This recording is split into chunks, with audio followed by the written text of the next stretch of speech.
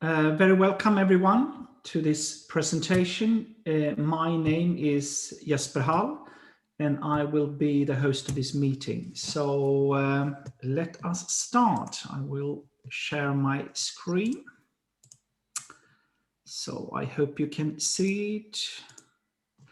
So this session is called Strategic Resources for Chess in Education. And now I have given you a small introduction to what is about to happen. And what we're going to do is to start with a presentation of the FIDE-ECU survey on chess in schools. It is me and Jerry Nash that will make this presentation. After that, Salome Thomas-EL will share his experiences as a school principal and chess coach, assisted by Jerry Nash.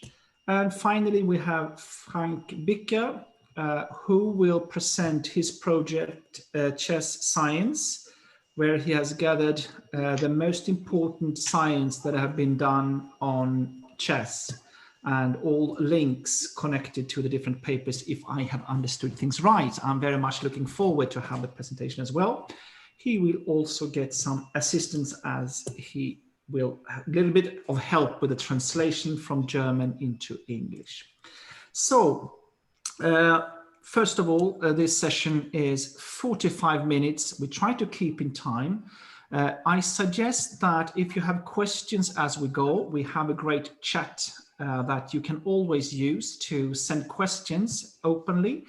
And both Jerry and I will be ready to answer the questions as we go. Of course, when we are finished with the three presentations, we can also you can also take the microphone and give questions in the normal way. So what we will start with now is the introduction of this project, the FIDE-ECU survey on chess in schools in the world.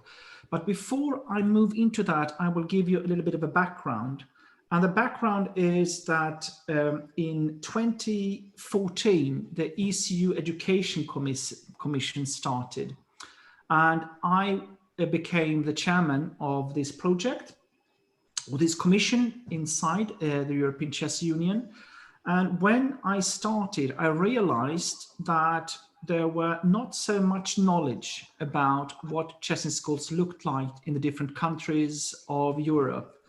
When we started our work, I gathered the team and we started to talk to federations, chess in schools organizations. We started to network. We both visited and created conferences around the world and especially in Europe.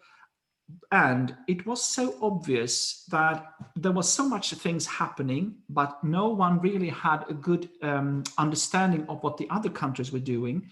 So we needed to have a survey on this topic. And the result, we worked for this for actually 1.5 years because it is not so easy to collect information from some countries, and you have to work quite hard to gather it in and to analyze it. But some results came in, and as we went along, we came to some conclusions. Here you can see some of the results. And what we could see is that in a lot of countries in Europe, chess schools is quite important. It's high activity of chess in schools. The gray area, you should know, is countries that did not respond, but we have had brought in quite a lot of the answers afterwards. So actually these days, I would say we have more or less a full picture of Europe, what it looks like. Also, this picture is from 2016. So for example, in Norway, chess in schools is growing, and in the other countries as well. So it's not totally up to date these days. One interesting thing was also how much is this movement of chess in schools in the role of the federations? How much are they involved? Because this is also very important for how chess in schools is structured and how it is working. And here you can see some of the results from that. But I won't dig too deep into this survey that we did 2016, but some conclusions that was made from this one was that it's so obvious that chess in schools is a rapidly growing movement, but it also is a huge diversity in how it is implemented in different countries, depending on culture, chess culture in the country, depending on status of chess, depending on the school system, depending on if it is a federation, organization, company, private person that are running this. Very important. If you do not speak, please turn off your microphone, because otherwise it will be difficult for others to hear. Another thing that was a conclusion from this survey was that it is very important to get chess recognized as a pedagogic tool. More or less every country were fighting with getting into the schools and get the recognition that this is not only a game, but actually something more. Another thing that was obvious was that everyone was fighting with how to teach. There was a great need for didactic skills. The knowledge of chess is great around Europe.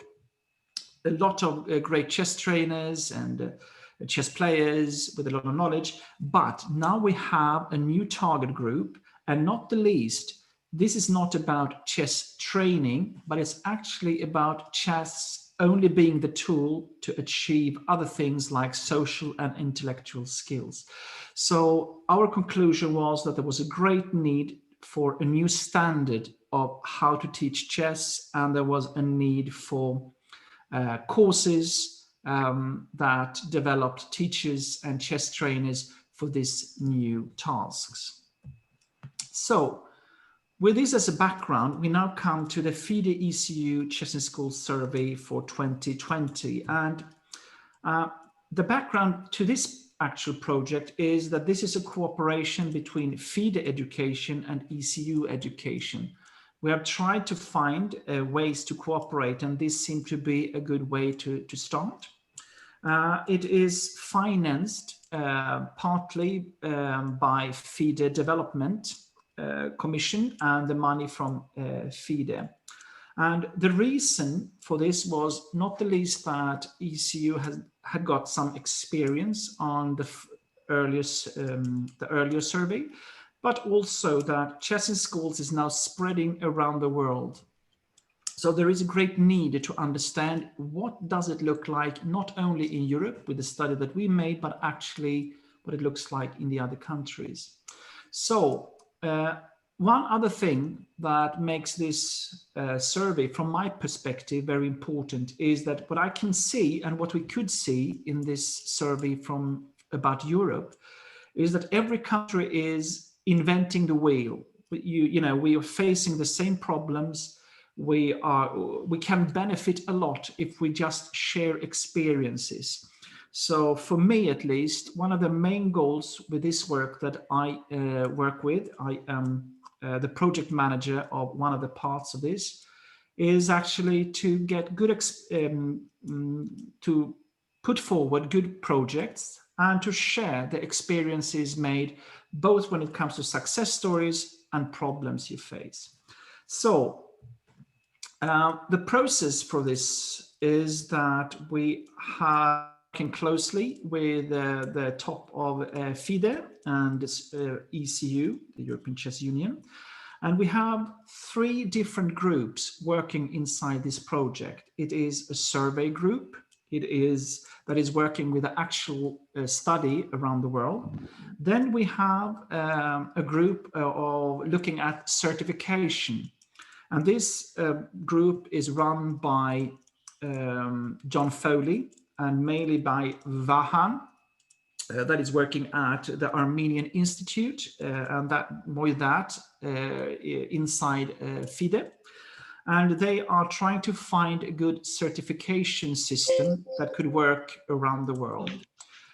And the third group is a group working with the evaluation of online platforms for teachers training. It is run by Stefan Löffler, among others, and they're trying to identify all these possible technological possibilities that can be used for school purposes. In the end, we will make a presentation and a report, and this report will make the fundament of operational, marketing and financial plan for FIDE for the forthcoming years. I should also say that above this, as you can see, is a council, and this council is run by Arkady Dvorkovich himself, with a great support of Dana Orsiola, that is working these days she's at the board of ECU, but also working closely with FIDE. So in the group that I work with, the survey group, I have the following team members. It is Jerry Nash, that is with us today, that is the secretary, Leoncho Garcia, Diana Dengler, Serop, and my pronunciation of Kakatrian and Saslavskaya Tangian Gevorgian. Excuse me for probably not pronouncing it in the right way.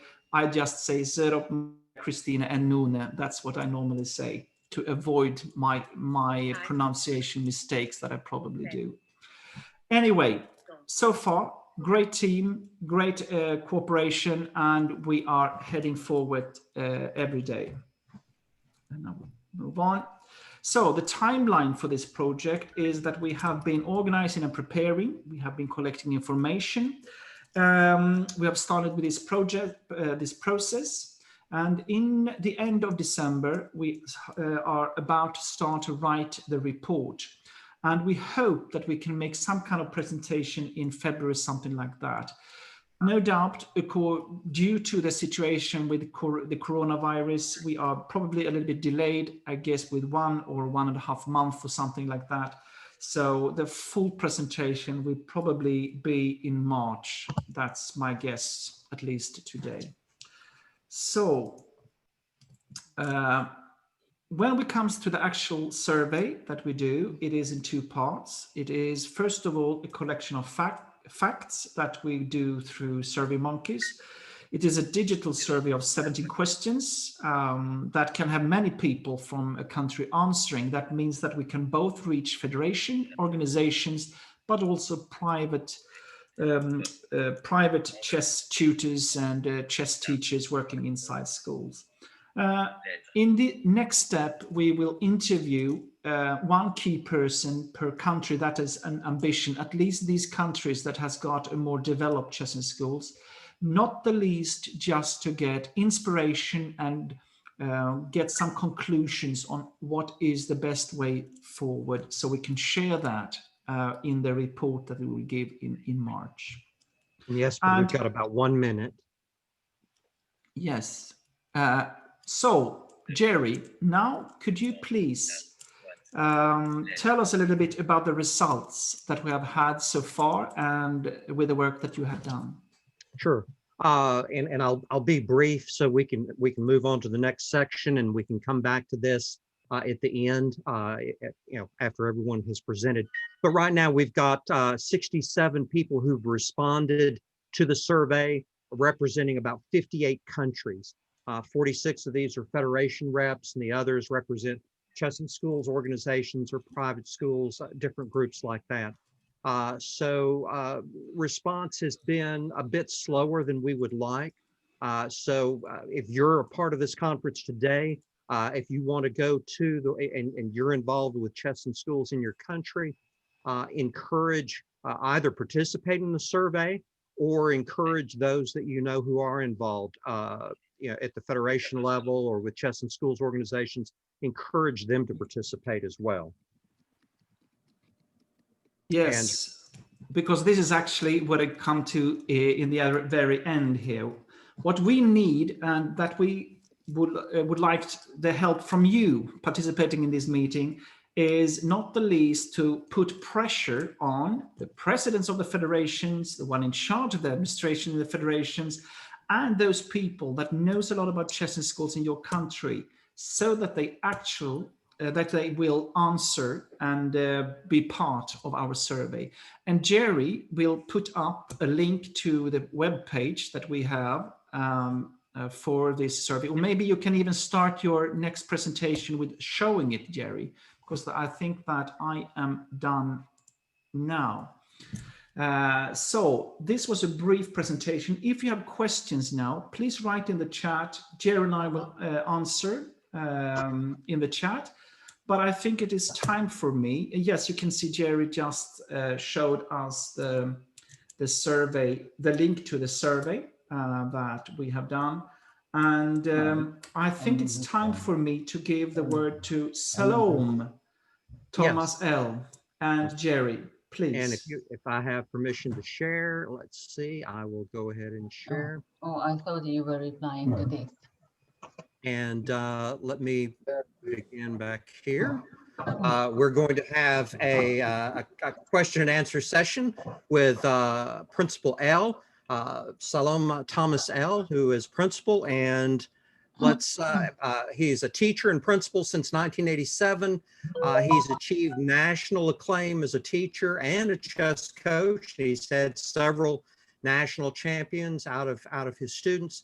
He's also an author, several books. I won't read all of his accomplishments, but you can see from this that he communicates well, not only with the culture, but he also has the respect of his peers, and he's won several awards with that. And you can contact him. His website is principal-l.com. And so let me go back up here to sharing the screen. And Principal L, are you on? Yes, yes. Good day, sir. Good day. Very good. Bonjour. We are happy to have you here with us. So I will stop sharing for the moment, and let me start with this question. So what led you to use chess as a classroom teacher? Well, Jerry, to be quite honest with you, I found as a new teacher, found it quite a struggle to get students to think and problem solving and really embrace the struggles that they were facing. I started teaching in the inner city in high school and then in the middle school, and it was in the community where I grew up, where very high poverty community. I grew up raised by a single mom in public housing and housing projects in Philadelphia.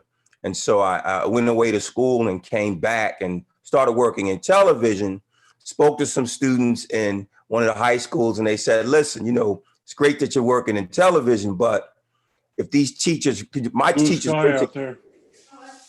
basically saved my life and supported me. They said, why aren't you teaching? Why aren't you a teacher? And I decided that I would dedicate my life to teaching kids in the inner city. And as soon as I began my career, I saw that these students were struggling to overcome so many obstacles outside of school, and they impacted what happened inside of our school. So I decided to start teaching some special education students first, mathematics on the chessboard, teaching them, knights move on right angles, bishops move on diagonals. I thought I was just giving these students some mathematics tips. What I was really giving them was intellectual capital. They were walking around a school carrying chessboards. Students who were thought and known to struggle in school were now viewed as being intelligent. And I learned early on as a teacher that smart is not something you are, it is something that you can become. And so all of the students wanted to start learning to play chess. And I saw that there was a tool that taught these students who were living in struggling communities that they had to be able to not only see the turn in life, but see around the turn. And these students went on to start competing in local and state competitions, national competitions, and going on to college, and some went on to law school. And, and I saw that chess had a great impact, not only on the immediate success of students, but also the long-term success. And so my goal became to share that message with the rest of the school community, but the local and national community here in the United States. So there's several questions, but there's a couple that I want to get to, especially. You've written several books, and included in that, you know, your success with chess, and so how do you see that your involvement with chess changed you as an educator? What has that allowed you to accomplish in terms of reaching students? Well, it changed my whole mindset. You know, there's a lot of research, you know, around growth mindset, you know, for kids and adults. And what I realize now is that 30 years ago, because I've been a principal 20 years, an educator for 33 years, is that using chess, I was changing the mindsets of children in the 80s and 90s. And so what it has done for me is, as a principal, as an educator, it's any school that I lead, and any superintendent that hires me knows that chess must be a part of the school. So in my school currently, chess is a part of the curriculum. These students are learning chess as early as kindergarten. We have chess at breakfast, chess at lunch, chess after school. We have a competitive chess team, and we have chess on Saturdays on some Saturdays for those students who can't stay after school. So the reason why chess, people say, you know, chess is great, you know, an after school program. Why don't we just keep it as an after school program?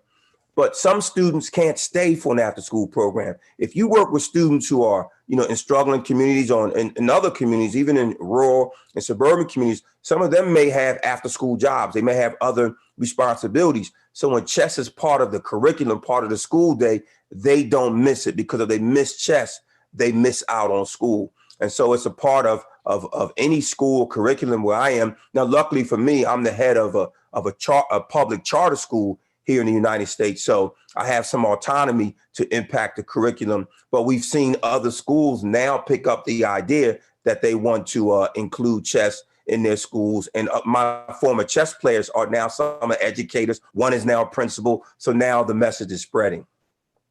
Okay, so you're an educator, you're an administrator, and obviously you're already a proponent of chess in schools. Amen. So what will it take for us to get more administrators and teachers to see that, you know, the value of chess as an educational tool? How do we communicate with that community?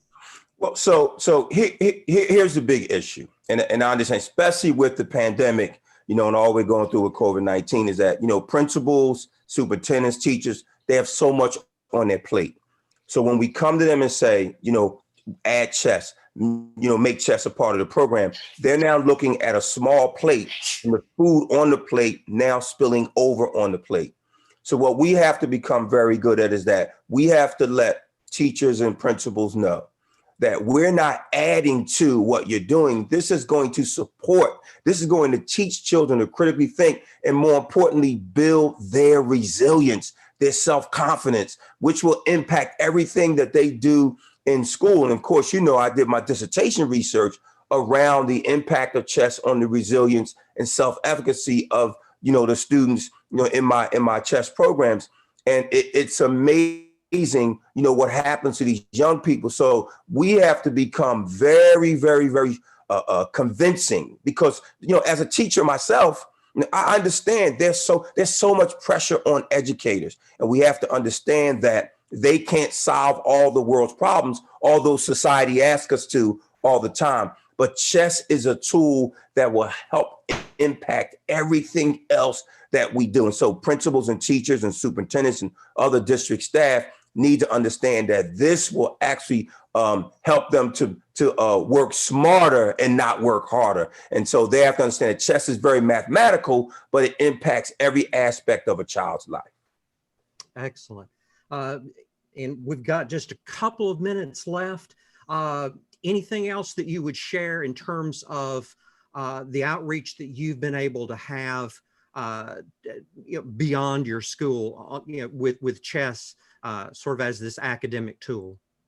Yeah, well, number one, you know, when I first started teaching chess, we did have an active chess in schools program out of New York City, which was a tremendous support for me. And then we had an affiliate, you know, in the Philadelphia area. And then we did have an active chess in schools. We had chess masters and grandmasters who were coming into schools and working. And I had one who came into my school, and I sort of use that as a blueprint. So we don't have enough of those masters who can come in, but we have accomplished and experienced players. And as you know, Jerry, if we teach these teachers to play chess, right, they become advocates. They become, the issue that I found for me is that with chess, students sort of they teach themselves after a while. If they begin to study and work, they can teach themselves. And so chess doesn't require the classroom to be teacher-centered.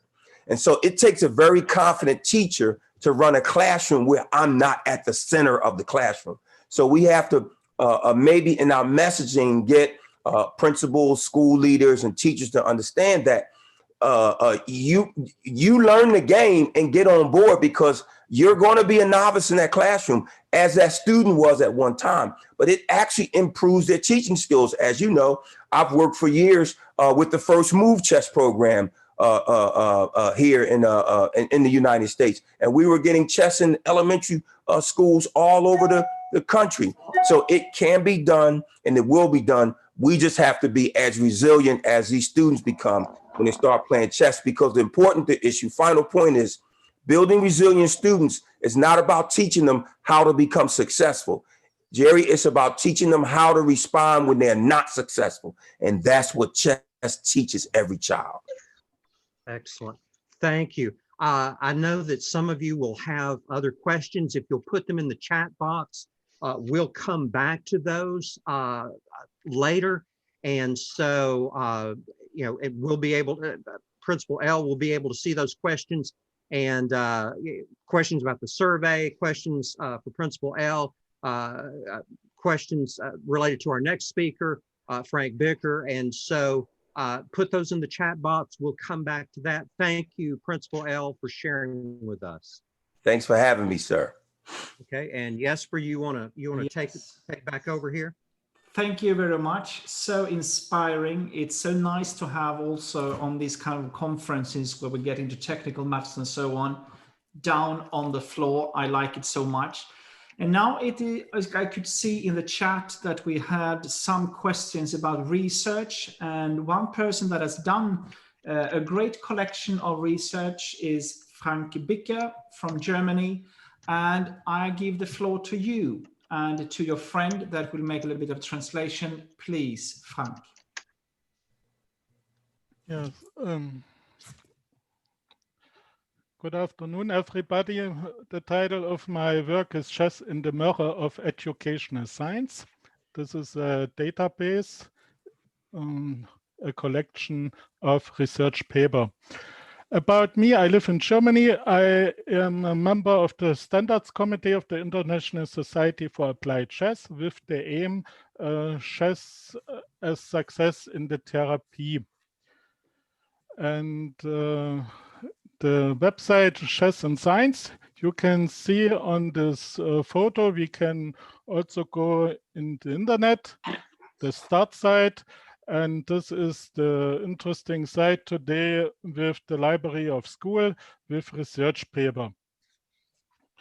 And you can find the author, the year, and the title in English and in the language of the home country, and a link to the free available PDF and also the language of the paper. 56.000 Minuten durch 60, das heißt 933 Stunden. Durch wie viel Tage? Ja. 39 Tage.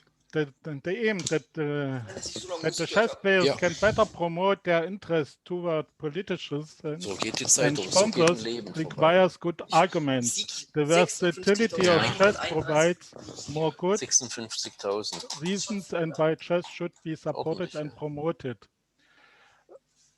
Science even provides evidence of the benefits of chess for the society. As far as I know, there is no clear database containing only chess-related scientific papers. There was the reason for starting the project Chess and Science. The website contains a collection of scientific papers. The database on school educational contains about 500 scientific papers. Most papers are published by researchers from European and Latin American countries, especially Russia and Brazil. You can see in the graphic, this is the German, oh sorry.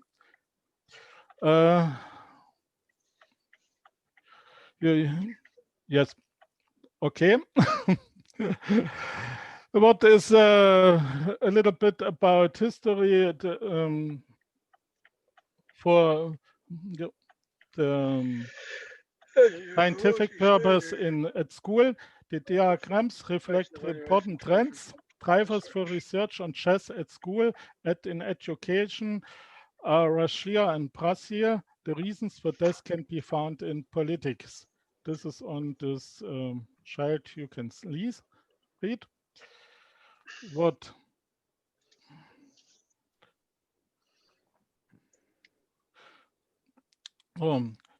chess play an important role for positive change in terms of social behavior, attitude towards learning, promotion of learning skills, and other, and also an important role is therapeutic effects for promote mental health, reduce aggression, strengthen self-confidence, and especially for the disabilities ADHD. And I think the chess players hold a huge treasure in their hands. Chess is more than sport and pastime. Chess can bring benefits to society in many ways, and the huge benefits can be achieved at low cost. It is obvious to think of school and education when thinking of the advantage of chess. Many believe that chess has a noticeable influence on thinking, learning, and intelligence. Despite intensive research, there is no strong evidence that chess players are smarter than non-chess players. Other aspects of the game of chess have increasingly come to the attention of researchers in recent years. The impression is reinforced that chess can play an important catalytic role in positive changes.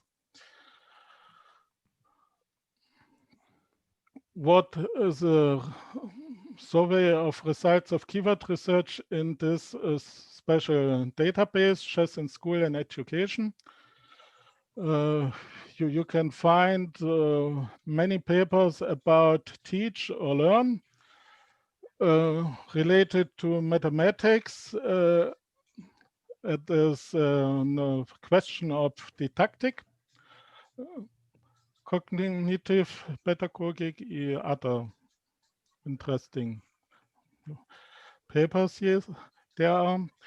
And also you can find especially papers how you teach. It is not this is no skills. You can explain the children, for instance, the coordinated systems in geography and other things. This is was Jesper said. It is not necessary event interview. And especially, research paper briefly presented. This is working memory. It is a new view of the advantage of chess player. Much research and writing has been done on the relationship between chess training and academic achievement, or chess training and IQ. In contrast, the effect of chess on the human working memory has so far remained rather unexplored. Indian scientists recently presented the results of their 2-year intervention study, Malleability of Working Memory through Chess in Children. The long duration of the study and the high sample size allow for profound conclusion. The authors underline the importance of a goal-oriented, well-founded chess training, the multisensory training approach, learning with all senses, ensures learning success and progress in chess. The study showed that regular chess training significantly increased the performance of the working memory of the children in the chess group compared to the control group. The authors are convinced that systematic chess training based on a well-thought-out curriculum leads to a significant gain in working memory and optimize its functioning. Positive results would not only be seen in school performance, but also in cognitive behavior, attention, memory, planning. The mental well-being of the child would also improve. According to the authors, improving working memory through chess training should be an important goal for psychologists, educators, chess trainers, and cognitive scientists. The second paper is related to school social work in the direction of therapeutic. The detailed experience in Russian способы использования шахмат в работе психологии в сфере образования shows what can be achieved with which efforts. This should encourage educators, teachers, pedagogists, psychologists, psychotherapists to include chess in their toolbox. The paper presents a program which is designed for 7 teaching units on how to successfully help children with behavioral problems. They aim to create conditions for the social adaptation of children of school to correct emotional and behavioral disorders of neglected children and to promote their mental development. 5 important principles are formulated, which will certainly be well known to teachers and educators. The lessons have similar procedures to give the children structure and familiarity that is, we think, normally welcoming the participants, stimulating children's attention through games, reflection on the teaching unit, 4th, information block, 5th, practical block, 6th, reflection of the teaching unit, and 7th, farewell ritual. The results which the author Krasilnikova achieved with the Magic Chess program can be summarized as follows. In the lessons of the support program Magic Chess, neglected and underdeveloped children showed mutual tolerance in reacting sensitively and attentively to each other. Many group members became friends. According to the author, the low level of verbal communication is one of the characteristics of chess that children with learning difficulties find attractive. Chess offers the opportunity to feel like part of a team and to deal with something without having to talk a lot. However, she has repeatedly experienced that chess enthusiastic children who suffered from speech disorders began to articulate truths and feelings clearly. The children's self-confidence grew. This was particularly evident in the indulgence of their weaker partners to take back the wrong moves. Many children increased their self-esteem. The children began to behave more dignified and calmer. I think this is very great and progress for school politics. What this is a survey of the paper of Da Silva. Moment. You can find characteristic of chess, its pedagogical effects. It is what is in chess and what is the conclusion. It is very interesting. And what? That's all today. I think you can find many interesting scientific papers in the database, and you can find reasons and instruction for teaching chess and other problems. Thank you for your attention, and I have a question, wishes. I want to publish your scientific papers or summaries on chessscience.com. A permission to translate and publish them in German would be wonderful. I can also publish in Russian or in French. It is not a problem. It is the sense of this website. Thank you very much. Thank you very much, Frank.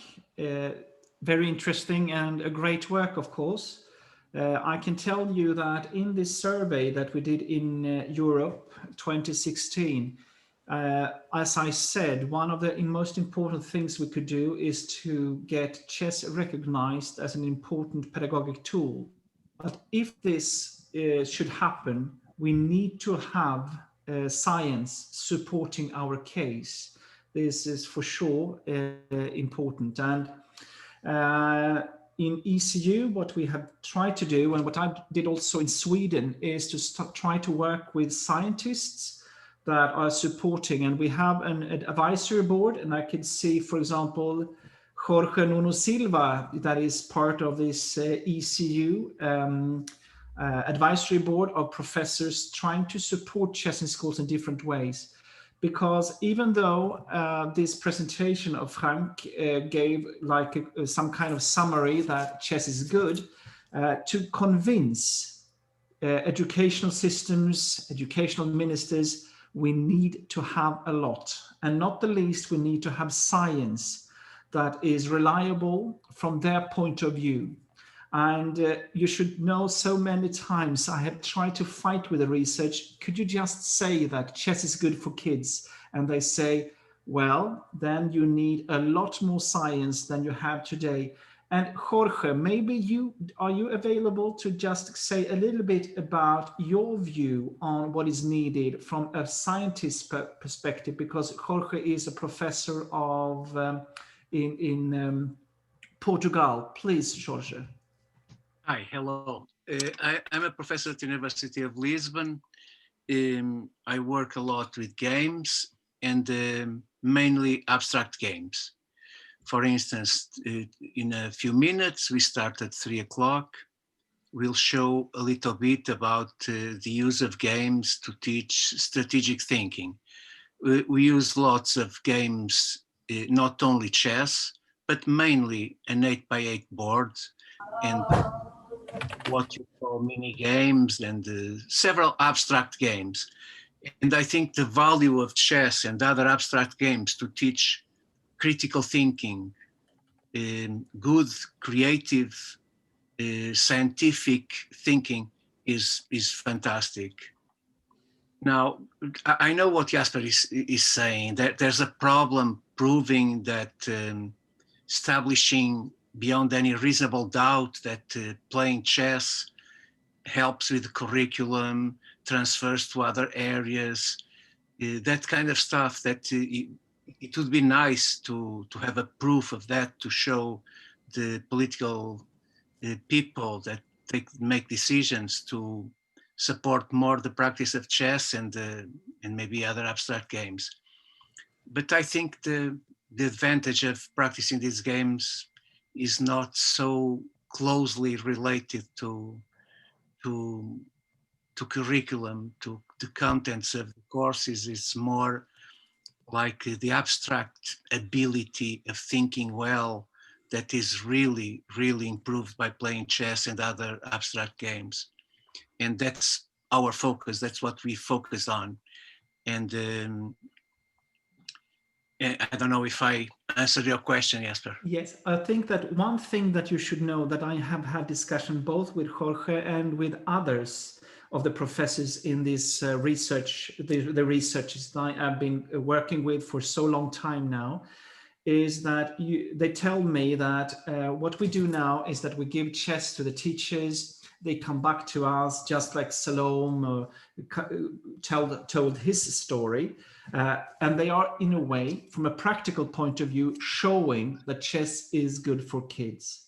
Then the researchers tell me, well, in 10 years' time, what research will do is to tell us, yes, you were right the whole time. So in a sense, science are just, making a proof of what everyone else knows. And from my point of view, this is the stage that we are at now. More and more research is coming that are proving what we already know. And this is, I guess that we are still a bit, there is a little bit more to go. And I think that Frank's work, for example, is very important to collect all the meta-analysis and to gather the research, and not the least, in the end, to have this really huge project that will prove what we already know. And I think that now, actually, that time is running out. What does it look like, Jerry? Do we have time for any question, or what? We have time for probably 1 or 2 questions. Yes. If they would like to direct their questions toward Principal L or Frank or you, Jesper, about the research going on, the survey rather, that would, let's start there, and then if there are any other questions, yes, we've got time for a couple. So may I ask a question? Please, Olga. So my question is related to the continuity of the Chess in School project and the interrelation of the system of secondary and higher education, that chess is also relevant for the system of higher education. Is there any research on this aspect? And because I have such research, and what can you say about this aspect? So if I understand you right, is that if chess has an effect for higher education, do you mean in the aspect that children will continue? Yes, to introduce chess into the system of higher education also. Okay. Actually, I'm not so sure. Normally, what I have seen is that the most common research that we have is normally that you connect chess to mathematics, and that you do it on a lower level. This is what I would say. That is the most normal one.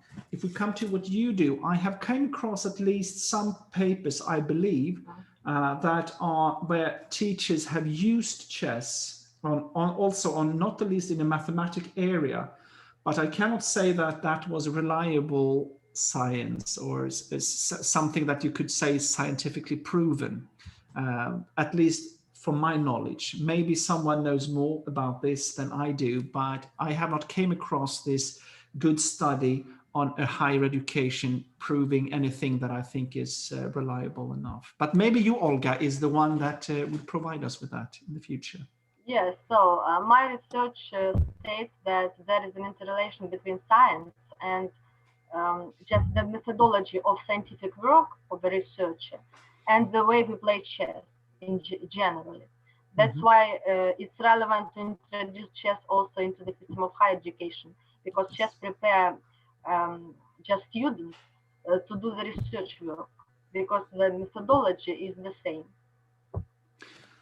And again, it's relevant, and on one hand. On the other hand, it's relevant to introduce chess into higher system to prepare, to train the chess teachers and at pedagogical universities to prepare them to do this work at schools. Yes. Okay. Again, I think there is one very important thing to understand is that my goal, when I also work with Jorge or with the advisory board and so on, in the end, what I would like to see is that we have an article published in one of the highest ranked journals in pedagogics or psychology or something like that, that could actually prove that chess is good for kids or for this matter for higher education. Today, what we have seen so far is publications in, what do you say, smaller journals, maybe not so important. But if we want to make a real breakthrough when it comes, for example, when we are negotiating with the European Union, or we are negotiating with different educational ministers and so on, this is actually what we need. Then we will, then we will be all over the place, I would say. We already are in many countries, but we are lacking this little bit, small bit of the puzzle to make the real breakthrough, at least from my point of view, when I sit and negotiate with these type of politicians and so on. This is what I need. So I'd be very happy, Olga, if you come up with this article, if you could publish it, I'd be delighted, because that would make my work so much easier. Okay, I have many works on this topic. That's great. That's great. Okay, anything finally, Jerry, anything you want to say before we finish off? Because we have a lot of interesting things coming up, not the least the one that Jorge just told us about, the new session coming up later on. So please, Jerry. Just one final reminder, please help us with the survey project. Go to the website, encourage Federation representatives to complete the survey. If you know chess and schools organizations, again, the more information that we have available, the more it helps us at the local level as well. So please help us with that. So, and I put in my mail address into the chat earlier on. So do not hesitate to contact me or Jerry. We are also on this page for the survey. Do not hesitate to contact us if you have any questions or on whatsoever. And with that, I say thank you, everyone, and have a good conference.